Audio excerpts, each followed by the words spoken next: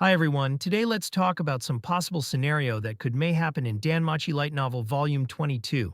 This video contains Ice Wallenstein, Past Revelation, and the Ice Garden. Belle's origin, including Zeus and Hera Familia revelation, mass level up like Otter and Leon became level 8 and Belle ranked up again to level 6, and why Finn want to recruit Belle to their Familia. And the last part of maybe the duel of Belle versus Asterius. Note that this is my pure own speculation. And if you have some ideas or do you think I'm missing something, you can comment down below so others can exchange opinions.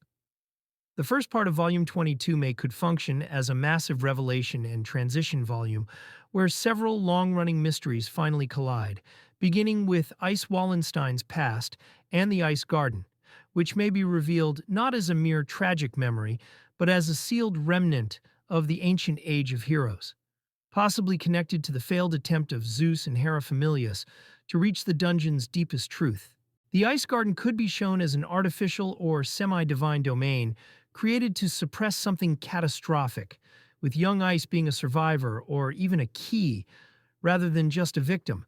explaining her unnatural affinity with wind, monsters, and the dungeon itself, and confirming that her hatred is not just personal trauma, but an instinct engraved into her existence. Maybe this revelation could parallel the long-awaited truth about Belle Crenel's origin, on why Zeus and Alpia decided to erase the memory of Belle, and where it is finally confirmed. Perhaps through Hermes, Uranos, or suppressed guild records, that Belle is directly tied to the final era of Zeus and Hera Familius,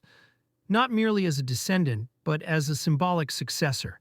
carrying the last hope left behind after their annihilation by the one-eyed black dragon,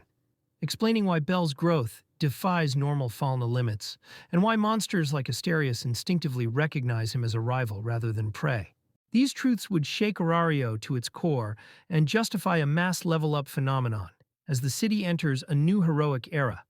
Ottar officially reaching level 8 after defeating 2 Valor and participating of the final battle to save Ice Wallenstein, and Leon Vardenberg following the same path and became level 8 after defeating Black Maiden Arya, and several first-tier adventurers undergoing overdue ascensions due to accumulated exalia released after Freya's fall, and the city's recent survival against multiple existential threats, signaling that Orario itself is being forced by the dungeon to raise its ceiling. And in the same wave, Belle would rank up again, becoming level 6 approaching level 7,